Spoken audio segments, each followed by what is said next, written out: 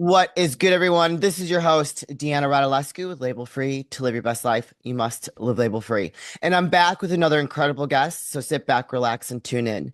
My next guest is the founder and CEO of HomeschoolToGo, a pioneering bilingual English and Spanish holistic K through 12 education program serving families across the Americas. Please welcome Houlie Duque. Houlie, welcome to the show. Thank you so much for having me. It's a pleasure for me to be here, and because I know that your community really cares about doing label-free, off the system type of things. I prepared a little gift for your audience Oh, that I'll cool. disclose at the end of our talk. So Awesome. Excellent. So I really love what you've built and what you've created, especially in today's world. And we won't get too deep into the political side of things because I don't like to go there on the show. But I feel like with how far detached we've gotten from family values, I think yeah, what you have created is very much necessary and needed. So why don't you tell us a little bit about your journey and the reason why you started Homeschools to Go. Homeschool to Go. absolutely. Absolutely. I became a teacher. I was a teacher for 10 years and I used private curriculum. So I worked for prestigious education institutions like Cambridge, like Montessori, like Waldorf. And when I was teaching there, although I was very passionate about my job and I had a really good connection with my students, I could see that in the like in the way that my work was impacting them. I knew that I wasn't doing what I needed to do to take each one of these kids to the real ultimate potential.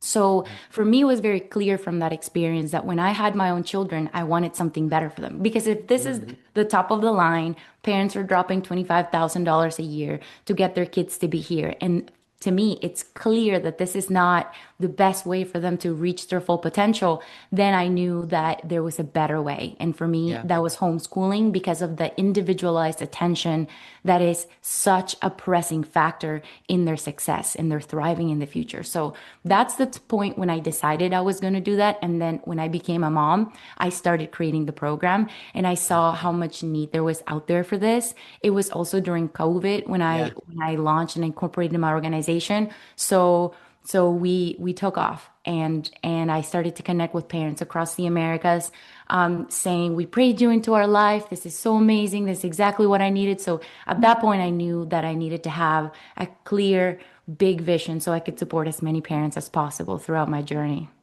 So I was homeschooled a little bit, and I know I told you that during our intro call, and I think that was probably one of the best things that we did. It was me and my younger sister at the time. I'm the oldest of five. And then we went into I was in private school, homeschooled, and then I went into public school. And Mhm. I feel like it did incorporate some better values in Yeah. terms of discipline for myself. I can't speak Yeah. for my sister, but discipline and what's the word I'm looking for? But I felt it was good for me. Now, during COVID, I think parents felt very overwhelmed because they were working from home and Right. they were having to homeschool their children. So, how do you help or your program help the parents that feel overwhelmed when they start homeschooling? Yes, I think that the undertaking of being responsible for the education of your children is already an overwhelming thought. Yeah. So the usually the first thing that we do is we get the parents to realize that this is not a process that is going to look like it looks like in school, where you have to Mm, sit your kids for 8 or 5 hours a day and do all this academic work. Because at the end of the day, the academic work, it is important, but it's not the most important part. yeah. There's a ton of other skills that are way more transferable to life and that are necessary for thriving. Yeah. So what we do is because of my experience teaching, I know what are the methodologies that are the most effective. Like all the most prestigious education institutions are not using the regular academic rigor Sure. that you see in the schools, in most of the schools. It's called project-based education. So instead of separating things in subjects, like you're going to sit down and do worksheets about math, you're going to sit down Yeah. and do literacy. What we do is we put together a project that makes the child or the student feel like they have purpose behind what they're doing. So what that does is it doesn't only increase the engagement of the child because they Yeah. they see a point to what they're doing, but it also increases the retention and increases Mm, the repercussions of what that's going to create in their lives. And at the end, it also saves a lot of time. sure. Yeah. So, So yeah, just to come to the end of the question, this is what we do. We simplify, we do all the expert work so that the parents that are with us, all that they need to do is sit down with their kids, follow the process and yeah, enjoy it so that they can focus on the connection, which is the most important factor in the process of teaching. yeah, for sure.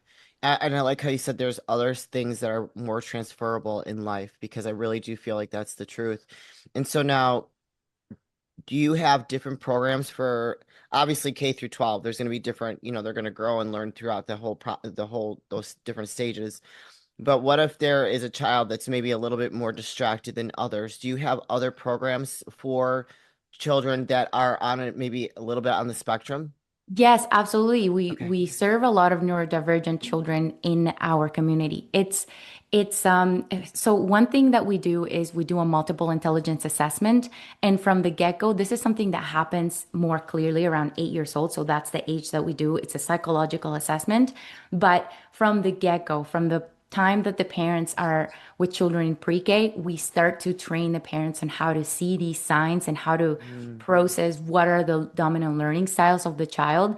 And then the content, the curriculums that we create for these parents are catered to that. So a child that, for example, has ADHD is a child that needs more generally, like it obviously varies, sure, sure. but typically a child with ADHD has very little visual learning or Mm, auditory learning and very strong kinesthetic learning. So this type of student needs to work with their hands. And so okay. we design a kinesthetic hands-on curriculum for that specific child. Wow. Very impressive. So Thank how you. long did it take you from when you launched to where you are today, like to really like kind of fine tune all these different programs for different students? Well, at the beginning, I created a flexible general program that was like a package of activities where the parents could choose, okay, the student has 5 activities that they have to do throughout the week, Sure. and this is the one that they can choose. And then we also made the activity so that they could be highly adaptable, like the parent can kind of add their own twist very easily to each one of the activities. And that worked really well for the K to second type of age group. Okay. But then once the kids were getting to third grade, which is a huge development jump, 9 to 10 to 11 years old, they started to have more personalized needs. And we found some kids were Mm, engaging as yeah. efficiently or as effectively with the curriculum that we had. So at that point, we knew that we needed to do something more personalized for them.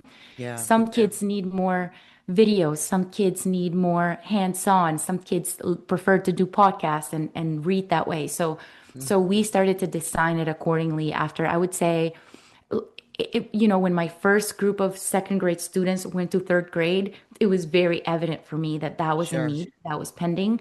So I would say probably 2.5 years into the process, we started to adjust things to make it a lot more personalized than it was at the beginning.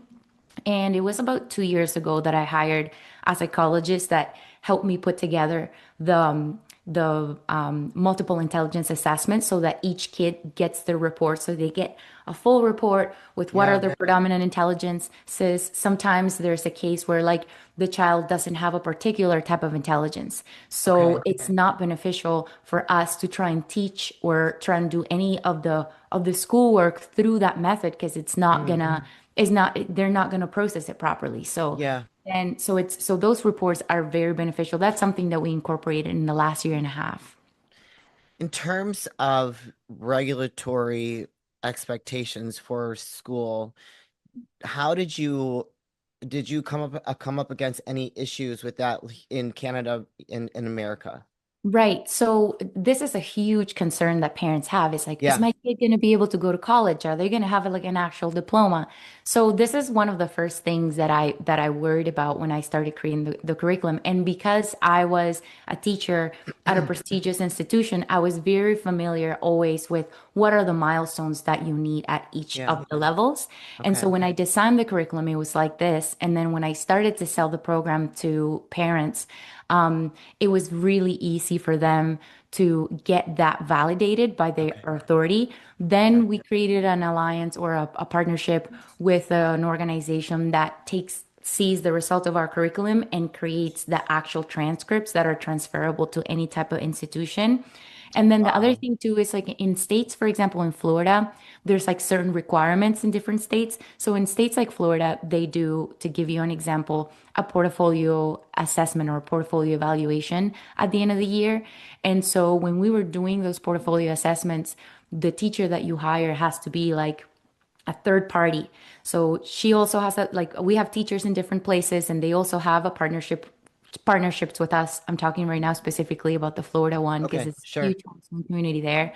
And when she started to evaluate our portfolios, she told me, I've been doing these evaluations for 10 years and your curriculum is the best that I have seen.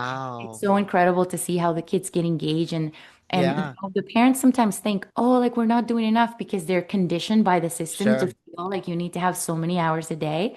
And then when they get to the end of the year and they look at the portfolio, everything that their children have done, they're like, okay, yeah, there's no question. This Yeah. is way better than what they were getting before. Yeah. They even No, had I love that. I'm sorry. Go ahead.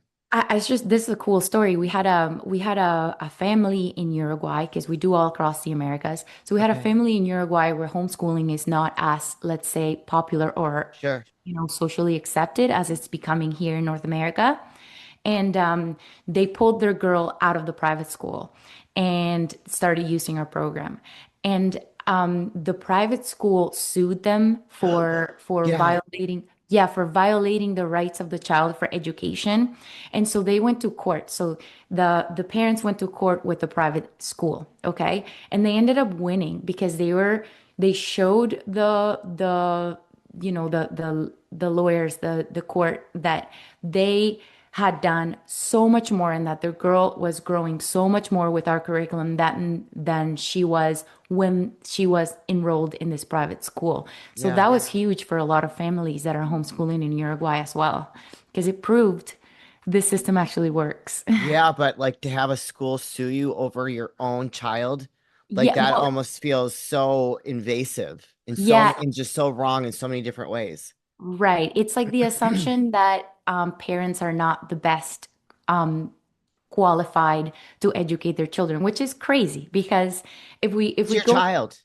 right, it's your child. And if we go back to the beginning of like when education, the public school system was funded, Yeah. um, it was during the Industrial Revolution. And it was because of the industrialization, they were saying all the parents now had to go work at factories. Right. And at first, because the children when were with these parents at home, the parents would bring their kids to the factory. Like it wasn't a thing yet. It's like Yeah. you got to go away from your home to work. So the kids started getting injured and losing limbs and all these things happening because they didn't know what to do in the factory. Yeah. Yeah. So Yeah. then Yeah. they were, okay, we need to find a place to send the children while the parents are working. And wherever we send them, we need to train them so that when they come out, they can serve the system of factory workers. So the school system is still designed that way, is made Wow. that students receive compliance training, not critical thinking, not problem solving, not emotional development. And there's studies even from Harvard that show how a child, like they do tests to see how many children have genius ability or Hmm. gifted abilities at very young age. And the percentage of kids that have it at the beginning is like above 70%. And Wow. kept evaluating the same children along the years. And by the time they reached grade three, the Oh, percentage sure. dropped from 70% to like 3%, or even I think like somewhere between That's a three and huge drop. it's a huge drop. So what it teaches you is that, or what they concluded from the study is that the school system was making these kids lose their creativity, lose their Yeah. critical thinking, which is one of the most important factors for developing that genius that each person has. Yeah. Wow. Mhm. That's crazy. Those are you're like that's those are some really disturbing facts, Yes, you yes. know? There's also another study that I mention a lot because a lot of parents will have like they don't have the confidence or maybe they have concerns. Am I going to be the one teaching Yeah. my child? It was during World War II. A lot of children lost their parents, and they did a study on the children that didn't like a lot of children were put into foster homes, and they evaluated the involvement of the foster parents and the foster homes and the kids that still have their parents in their education. And they concluded that the kids that had involved parents in their education had bigger brains, like Wow. literally were smarter, because that daily connection, that parent involvement is crucial for the development and the growth of the brain. And I see it, I obviously see it now because we have so many children that have genius and that like their genius has sparked since they left Yeah. the school system. But Yeah. I saw it when I was a teacher because it was very evident always the kids that were the most like outstanding in the classrooms, the smartest, were not necessarily like it was always tied to the fact that they had involved parents at home, that Yeah. their parents at home cared about the education of their children. Yeah. So I think parents are the most qualified for the education of their children if they have the right tools, right? And so Yeah. that's where we come in. That's our mission, to make sure that every parent has what they need so that they can do their thing, because nobody can do it better than them. Yeah, and that's actually brings me to my next question. Do you offer any type of coaching for the parents if they need it? So they're like all for it, but they're a little hesitant with applications. So you know what I mean? Do you offer Yeah. that? Absolutely. So we give the parents like the assessments, we give them the curriculum, and then we also assign a teacher to every parent. So this teacher is going to be checking in with them every week to make sure things are working well. If they're not working well, or if they're realizing, oh, my child is very behind in reading and these textbooks are not working for them. So Okay. then the teacher is trained to send different resources and try different things, offer different tips. And then we also do group meetings where all the Okay. kids from all over the world come together. They show each other their projects. So that also is a big support for the parents, because sometimes Yeah. you want to have some other type of motivation. And Yeah. belonging in community is a big driver when it comes to humans in general, but for Yeah. children, it works really well.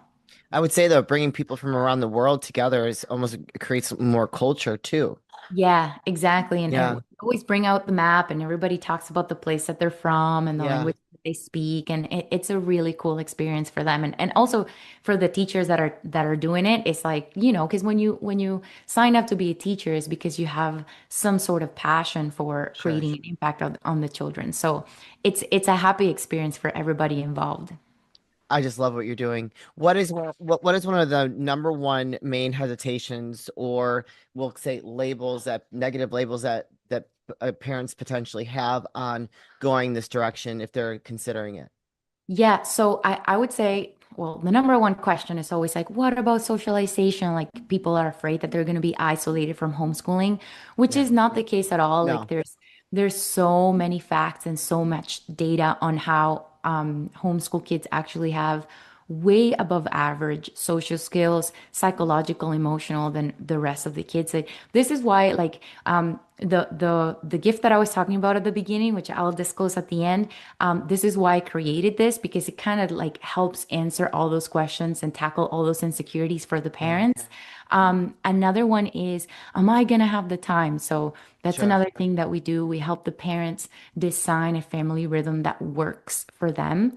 It's Yeah. like I like being able that. to compartmentalize your priorities and your days. Because I am a homeschooler and I am a working parent, right? Like Yeah. I drive an organization, I manage a team of 10 people, almost 100 students in our program. So it's a big undertaking. Like I am, let's say, like in the corporate world, to put it that way. And then I'm also a homeschooler. And there are Yeah. ways that you can do that. We have lots of entrepreneur parents in our program. And I think designing a family rhythm that is conducive for that lifestyle is important. So yeah, that's another part of how we help the parents get set up for that. I love it. And Family rhythm. Yeah, I like that term. With that being said, Huli, where can people find you, connect with you, and learn more of learning about your program and homeschooling their children? absolutely. So the gift that I was talking about is a training, a free masterclass that I offer. It's designed with with the parent in mind. With Okay. if you're a parent that feels if you're a parent that feels like you want something better for the education of your children, you feel like this is an overwhelming undertaking, you want to do it, but you're not feeling like you're capable of doing it. This class was designed for this type of parent, and you Okay. can find it at www.homeschooltogo.org. As soon as you click there, you'll see a big button that says go to the Homeschool to Go free masterclass. So you Okay. can find that there. You can also find me on Instagram as Perfect. Houlie Duque, Duque.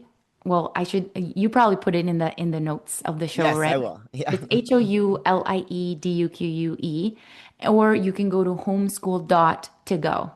Perfect. So we are super active on there and we're very accessible because we're all about the parents. So they can find me there and make sure if you feel like this is calling to you and you feel like I'm talking about you when I say it's an overwhelming undertaking, but you care about the education of your children, you have children somewhere between pre-K and 12th grade age, then this is something that it's definitely going to encourage you and fill up all those concerns that you might be having right now. Sure. You guys, I'm gonna put those links in the show notes, and also you see it here on the screen if you are watching this. So don't hesitate to take that free masterclass. Reach out to Houlie. I'm sure she'd be happy to answer any questions that you may have. And as a young woman that was homeschooled, I have to say it definitely helped me with my education and just evolving as an individual in life. Houlie, this is the part of the show where I like to ask the last words of wisdom or advice. What would you like to leave with us today? I would like to just reiterate that as the parent, you really have such an incredible impact on the future of your child. Don't ever take that for granted and don't ever feel like somebody else has more of a capacity to raise them and to educate and prepare them for the future like you do. There's nobody else in the world that could be better for this job. You just need the right tools and the tools are out there, the support is out there, the Mm. community is out there. So reach for that because you really have the power to change your life, of the life of your child and to set them up for a successful future. Yeah, and create like more powerful, strong leaders for our future. Right. You Like know, we're living in critical times. And so yes, the decisions that we make, especially if you're raising children, that's about the biggest impact that you can create as an individual. So 1000%. Oh my gosh. Huli, what a pleasure. Thank you so much for sharing your story. And thank you so much for stepping into that role and providing a resource for parents to help educate their children in the right way and create strong, thriving individuals. Because I think that there's such a need for it. And yeah. so, like, you really started this at a critical time. So, thank you so much for sharing your story and doing what you do. Thank you for having me and for sharing me with your audience. It's a pleasure to come here on your platform. You're welcome. You guys, this is your host, Deanna Radulescu with Label Free. To live your best life, you must live label free. As always, don't forget to subscribe, follow, rate, review, comment, share, all those good things. And I'll be back soon with more dynamic guests.